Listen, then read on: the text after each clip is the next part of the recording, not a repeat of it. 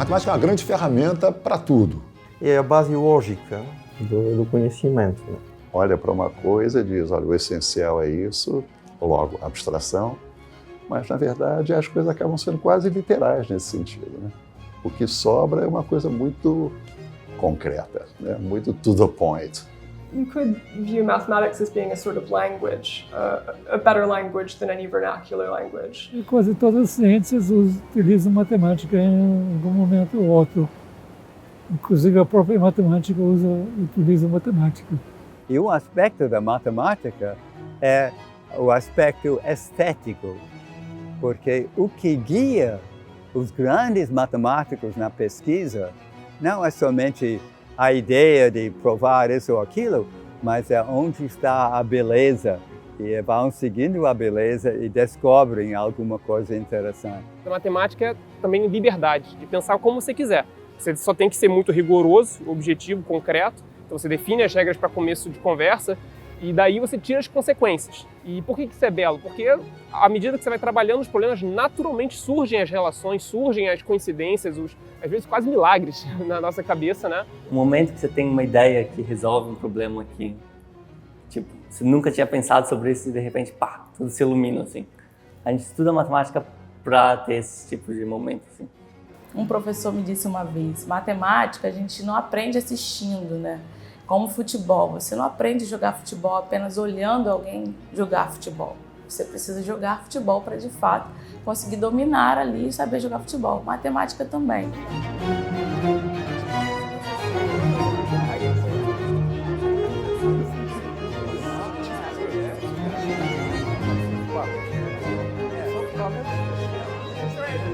Meu nome é Felipe Bélio, eu sou aluno aqui da PUC desde a graduação, entrei em 2013.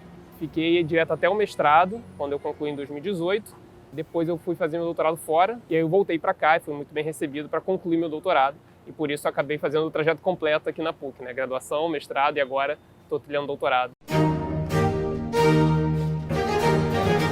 A matemática é uma vocação, sabe, no sentido de que você simplesmente gosta disso. Você decide ser matemático do mesmo modo que você decide ser pintor ou músico.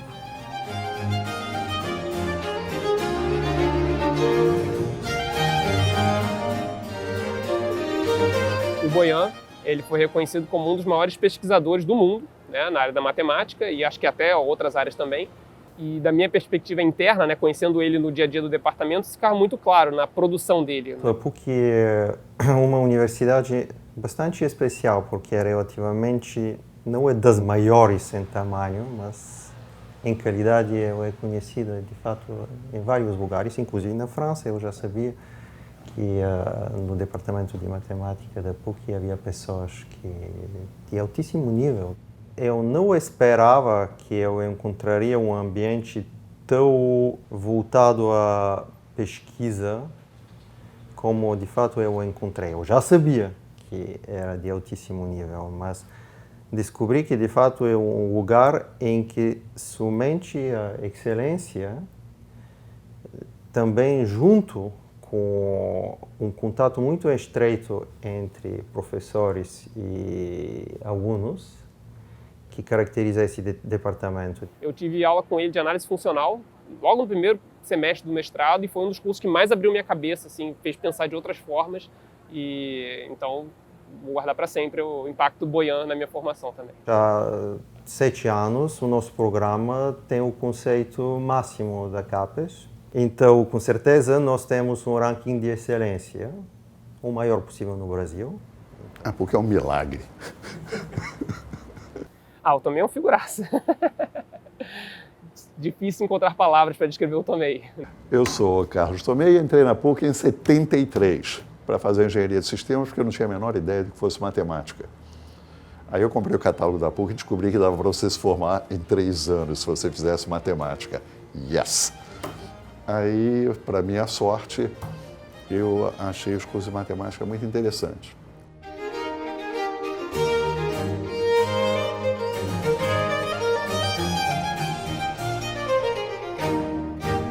Para começar, a PUC é de uma frugalidade maravilhosa. Eu tenho, inclusive, colegas que vieram à PUC por causa disso. A gente tem uma eficiência, a gente tem um respeito mútuo porque eu acho que tem muito para ensinar. E isso faz com que a gente seja eficiente de muitas maneiras, em particular em ensino, que é uma coisa que me interessa muito. Eu acho que os nossos cursos são especialmente modernos, por exemplo. A gente realmente conseguiu fazer coisas dentro da universidade em termos de ensino que são únicas no cenário brasileiro. E eu, falando francamente, eu me orgulho muitíssimo disso. Eu acho que ele se destaca num departamento cheio de destaques, né? Pela forma de falar, de se relacionar, e também pela erudição dele, de certa forma. A maneira como ele se expressa parece até como é que fala? Um desafio, você entender o que ele está falando às vezes, né? Mas pela entonação, pelo bom humor, você vai entendendo aonde ele quer chegar. Eu sempre acreditei que conhecimento era uma coisa meio cumulativa, que você um dia ia entender relatividade porque você ia passar pelos passos necessários, né? E matemática, desde a minha graduação, me avisou que não, de vez em quando vem um maluco, traz uma pedra da lua, e matemática é essa tradição de literalmente milênios de pessoas brilhantes. E você que se vire para coexistir com aquelas coisas.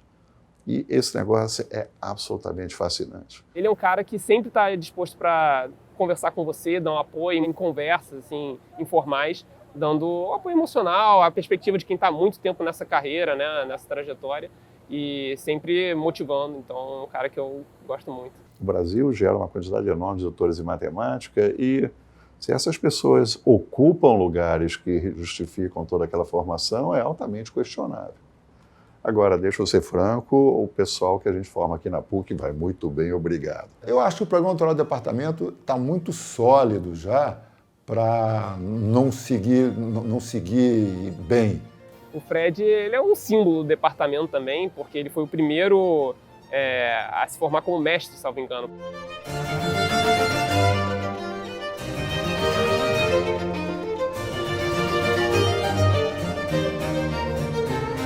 E ele está sempre no departamento, lembro dele nos corredores de ciclo básico, andando de patinete, assim, de jaleco, uma figura muito icônica. O difícil foi o começo.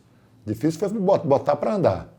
Depois que botou para andar, o doutorado da PUC ele se firmou ao longo desses anos como um programa muito sério, que foi incorporando áreas diferentes. Começou com a ideia de fazer um programa de doutorado pequeno, de qualidade, que não ficasse a reboque do INPA, que é a grande instituição líder do Brasil, e no Rio de Janeiro mais ainda, né?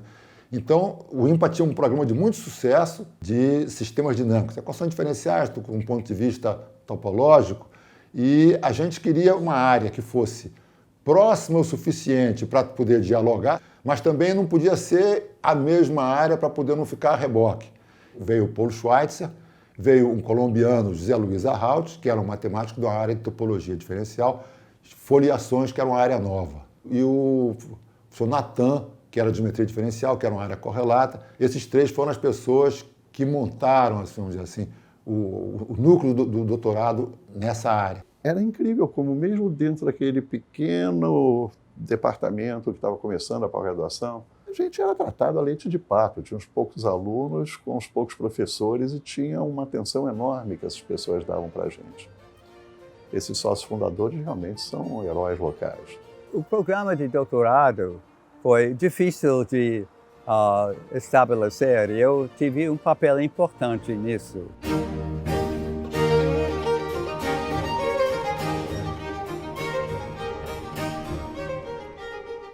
Eu gosto muito do Rio de Janeiro, muito bonito, e a natureza maravilhosa.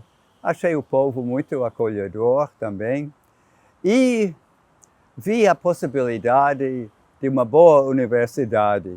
Estava em desenvolvimento na época, mas eu achei que poderia ser uma das melhores universidades do Brasil. Eu queria colaborar. Também eu, como padre, estava interessado em desenvolver a vida da igreja no Brasil e uma universidade católica de boa qualidade é importante para isso. Então, essa foi a minha motivação.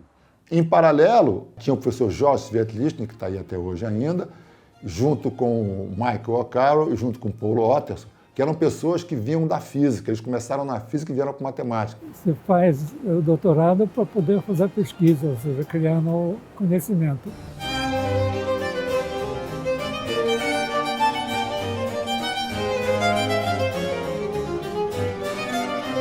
Eu estava trabalhando na Itália, no laboratório de cibernética. Aí eu fui para 2 congressos na Inglaterra e lá encontrei com os meus colegas de pós-doutorado. Um deles estava aqui na PUC e me pediu se eu gostaria de ir para a PUC e eu aceitei, porque é um lugar bom para trabalhar, fazer pesquisa, me deu liberdade total do que eu faço, como eu faço, tá certo? Eu sempre também gostei de ensinar, então foi muito boa a experiência.